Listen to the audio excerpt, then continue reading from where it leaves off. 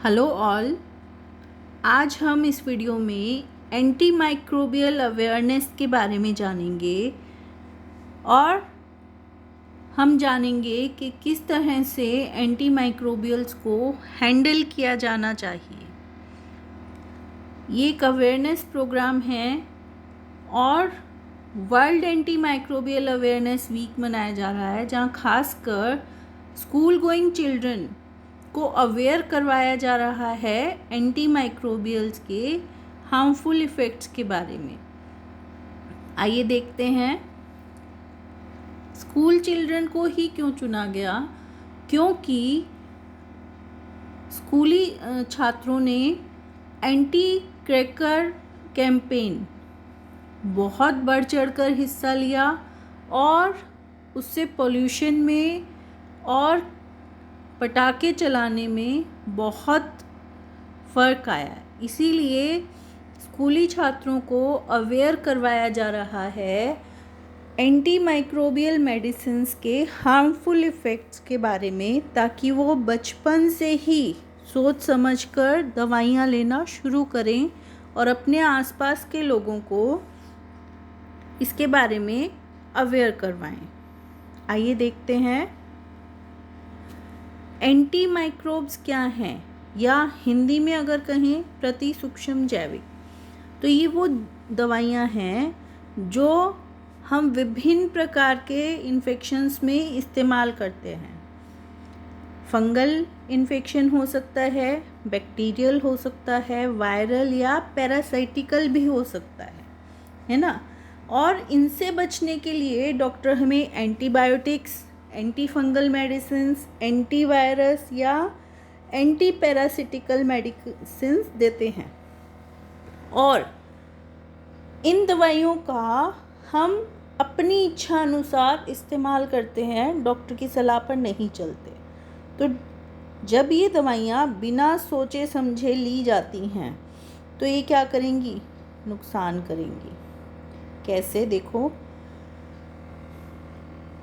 सबसे पहले एंटीबायोटिक्स की खोज हुई, अलेक्जेंडर फ्लेमिंग ने खोज की थी पेनिसिलिन की, और उस वक्त ये दवाई बहुत मददगार साबित हुई थी लोगों की बीमारियों को सही करने में, या सर्जिकल प्रोसेसेस जितने भी थे उनको सही रूप से कामयाब होने में। और तब से लेकर आज तक बहुत सारी एंटीबायोटिक दवाइयों की खोज की गई, और धीरे धीरे अब ये हाल है कि छोटी से छोटी बीमारी में भी एंटी माइक्रोबियल्स का इस्तेमाल होता है। अब एंटी माइक्रोबियल्स और एंटीबायोटिक्स अलग अलग हैं। क्यों? क्योंकि एंटी माइक्रोबियल्स में सभी माइक्रोब्स की मेडिसिन्स आ गई, जैसे बैक्टीरिया, वायरस, फंगल, पैरासाइट, ये सभी आ गई। जबकि एंटीबायोटिक क्या करेंगे? एंटीबायोटिक सिर्फ बैक्टीरियल इन्फेक्शन को ठीक करेंगे। ठीक है ना। और अब क्या होता है कि अगर ये दवाइयाँ बिना सोचे समझे ली जाएं या सही ढंग से ना ली जाएं, तो जो माइक्रोब्स हैं, जो सूक्ष्म जीव हैं, वो क्या करेंगे? उन पर इन दवाइयों का असर होना बंद हो जाएगा, अपने अंदर प्रतिरोध उत्पन्न कर लेंगे, और इन दवाइयों से उन्हें फिर कोई भी इफ़ेक्ट नहीं होगा। और इससे क्या हुआ? अगर एंटीबायोटिक है मान लो, और वो बैक्टीरिया को मार ही नहीं पा रही, तो क्या होगा? इलाज ही नहीं होगा, इन्फेक्शन ख़त्म ही नहीं होगा, है ना। इसे कहा जाता है AMR, anti microbial resistant. AMR की वजह से बहुत सारी प्रॉब्लम्स हो सकती हैं। कौन कौन सी? देखो, जीवाणुओं में प्रतिरोध उत्पन्न होगा, है ना। और सिंपल से सिंपल इन्फेक्शन, जैसे गला खराब होना, कान बहना, यूरिनरी इन्फेक्शन, ये सारे ठीक ही नहीं हो पाएंगे। क्यों? क्योंकि दवाई का असर ही नहीं हो रहा बैक्टीरिया पर या वायरस पर, है ना। इसी तरह से ट्यूबरक्लोसिस, मलेरिया, HIV एड्स, इन सब का इलाज करना लगभग इम्पॉसिबल हो जाएगा।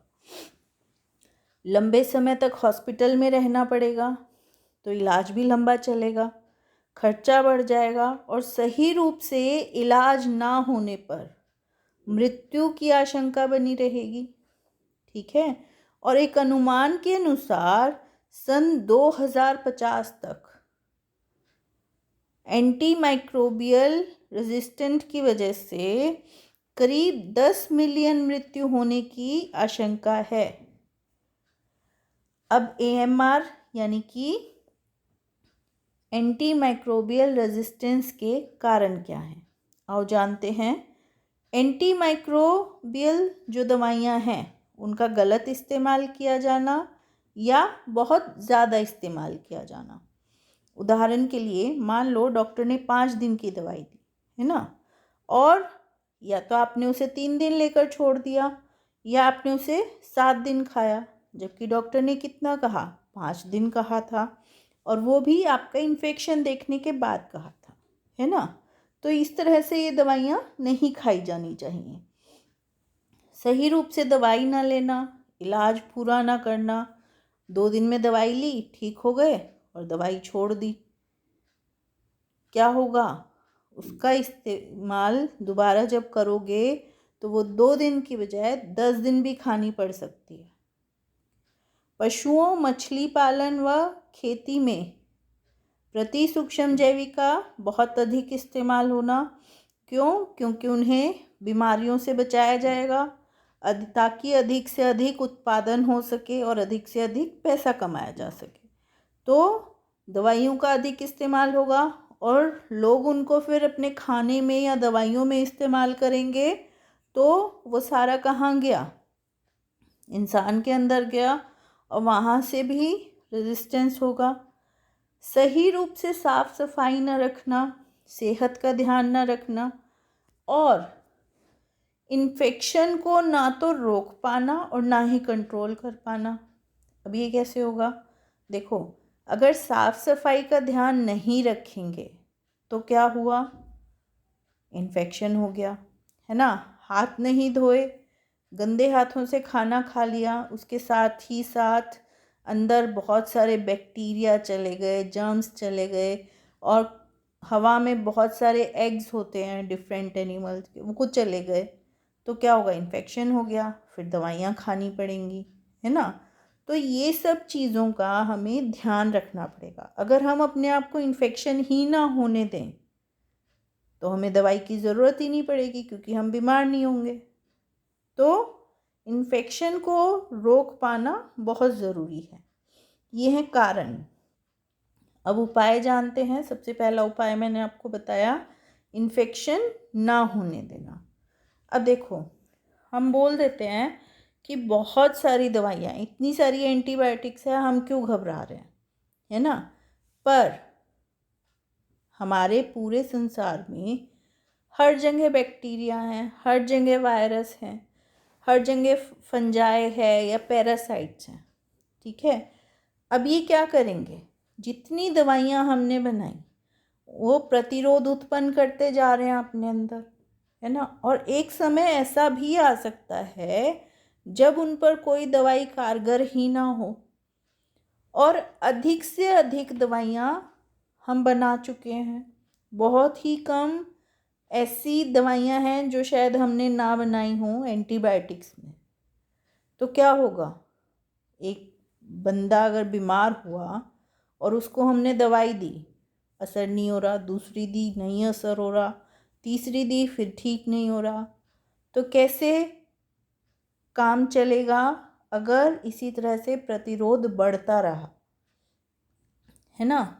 तो सबसे पहले बहुत ज़रूरी है दवाइयों का सही रूप से इस्तेमाल करना, इन्फेक्शन को रोकना, है ना। अगर इन्फेक्शन रोक दिया, बीमार नहीं होंगे, दवाइयों की ज़रूरत ही नहीं होगी, तो दवाइयों की डिमांड भी कम हो जाएगी।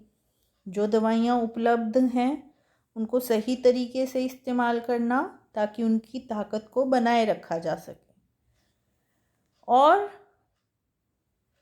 कारण और उपायों की जानकारी, यानी कि बीमारी के कारण और उसके लिए हम उसको रोकने के लिए क्या उपाय कर सकते हैं, इसकी जानकारी होना बहुत ज़रूरी है। इन्फेक्शन को रोकने के उपाय हम कर सकते हैं, साफ सफाई का ध्यान रख सकते हैं, सेहत को ठीक रखने वाला भोजन जो हमारी इम्यूनिटी बढ़ाए। जैसे हम जब से कोरोना शुरू हुआ है हम अपनी सेहत पर बहुत ध्यान दे रहे हैं, अपनी सेहत का ध्यान रख रहे हैं, हर एक तरह से अच्छा खाना खा रहे हैं, है ना। और हम ये कोशिश कर रहे हैं कि हम अपनी इम्यूनिटी को बढ़ाएं ताकि हमें इन्फेक्शन ना हो। तो वो इम्यूनिटी हमारे शरीर की हर वक्त होनी चाहिए ताकि कोई भी इन्फेक्शन हमें नुकसान ना कर सके। भोजन करने से पहले और भोजन करने के बाद हमेशा हाथ धोना, ब्रश करना, क्योंकि मुंह में बहुत सारे बैक्टीरिया पलते हैं। अगर हम सही रूप से अपने ओरल हाइजीन का ध्यान नहीं रखेंगे, 2 बार ब्रश करना बहुत ज़रूरी है। अगर हम ये नहीं कर रहे हैं तो हम क्या कर रहे हैं, हम अपने आप से बीमारियों को न्योता दे रहे हैं। तो ब्रश करना बहुत ज़रूरी है। अगर बीमार हैं, हम खुद बीमार हैं या हमारे घर में कोई और बीमार है, तो उनसे दूरी बना कर रखी जाए। बंद जगहों में ज़्यादा ना रहा जाए। जुकाम खांसी होने की स्थिति में सिर्फ कोरोना में ही नहीं, आम तौर पर भी रुमाल और मास्क का इस्तेमाल किया जाए। हैंड सैनिटाइज़र, साबुन और पानी के इस्तेमाल से हाथों को साफ रखा जाए। सही रूप से वैक्सीनेशन करवाई जाए और एंटीबायोटिक्स का कम से कम इस्तेमाल किया जाए, तो हम इन्फेक्शन को रोक सकते हैं। अब दवाइयाँ कैसे लेनी चाहिए एंटी माइक्रोबियल? देखो, सही रूप से इस्तेमाल करना है एंटी माइक्रोबियल दवाइयों को। जिस प्रकार डॉक्टर ने बताया उसी प्रकार खानी है और उतनी ही खानी है। और ये नहीं कि 2 दिन दवाई ली, ठीक हो गया, आपने दवाई छोड़ दी। दवाई का कोर्स पूरा करना है। और ना ही बहुत ज़्यादा दिन तक दवाई खानी है कि 5 दिन खानी थी 7 दिन खा ली, ये भी नहीं करना। और किसी और के बताने पर भी दवाई नहीं लेनी चाहिए कि मुझे भी ये बीमारी थी, किसी ने बोला, घर में किसी ने भी बोला कि हाँ भाई मुझे भी ये बीमारी थी, मैं इस दवाई से ठीक हो गया, तुम भी खा लो, तो ये नहीं करना चाहिए। और घर में पिछली बार बीमार हुआ था कोई तो उसकी दवाइयाँ बची हुई थी, हाँ जी आप भी ये खा लो, आपको ये प्रॉब्लम है, तो ये सारे काम नहीं करने हैं। और दवाई लेने से पहले हमेशा डॉक्टर से सलाह लेनी है और केमिस्ट के पास जाकर अपने आप से दवाई नहीं लेनी है। अब एंटी माइक्रोबियल अवेयरनेस वीक के बारे में बात करते हैं। आप इसमें DSPRUD.org की साइट पर जाएंगे, यहाँ पर ये साइट है, और इसमें आइडियाथॉन में रजिस्टर कर सकते हैं। 2 क्विज़ हैं आपके लिए, जिसके लिए लिंक आपके टीचर्स आपके साथ शेयर करेंगे। पहले एक क्विज़ लेना है और एक क्विज़ बाद में लेना है ना। और दोनों क्विज़ के बेसिस पर आप जीत सकते हैं। साथ ही साथ एंटी माइक्रोबियल अवेयरनेस के लिए poster, painting, cartoon, song, poem या वीडियो या कोई भी और तरह से आप PPT वगैरह बनाकर अपने टीचर को दे सकते हैं और वो आगे इसको सबमिट करेंगे। वहाँ आप इसके बेसिस पे कोई भी प्राइज़ जीत सकते हो। प्राइजेज़ भी बहुत सारे हैं, है ना। आओ देखते हैं कौन कौन से प्राइजेज़ हैं। सबसे पहले थीम के बारे में जान लेते हैं। थीम हमारी है united to preserve anti microbials. Slogan के लिए anti microbials handle with care. और प्राइजेज़ के बारे में जानते हैं। प्राइजेज़ हर एक कैटेगरी में, चाहे वो पोस्टर है, कार्टून है, सॉन्ग, पोएम है या वीडियोस हैं, तो उस कैटेगरी में फर्स्ट प्राइज़ है 5,000 rupees, second prize 3,000 rupees, third prize 2,000 rupees और third runner up 3 runner ups के लिए 1,000 रुपीज़ प्राइज़ है। ओके बच्चों, तो आपको करना क्या है, आपको dsprud.org की साइट पर जाना है और वहाँ पर एक क्विज़ लेना है जिसका लिंक आपके टीचर्स आपके साथ शेयर करेंगे। साथ ही साथ इन कॉम्पिटिशन्स में पार्टिसिपेट करना है और अपने टीचर्स के पास सबमिट करना है। ओके बच्चों, आई होप आपको समझ आया होगा और अब आप कोई भी दवाई लेने से पहले सोचेंगे और ध्यान से लेंगे और साथ ही साथ अपने घर के लोगों को और अपने आसपास के लोगों को भी अवेयर करेंगे कि उन्हें कोई भी दवाई सही तरीके से लेनी है, गलत तरीका नहीं अपनाना है, ताकि हम अपने आप को सही रख सकें, सेहत सही रहे और दवाइयों का गलत असर ना हो।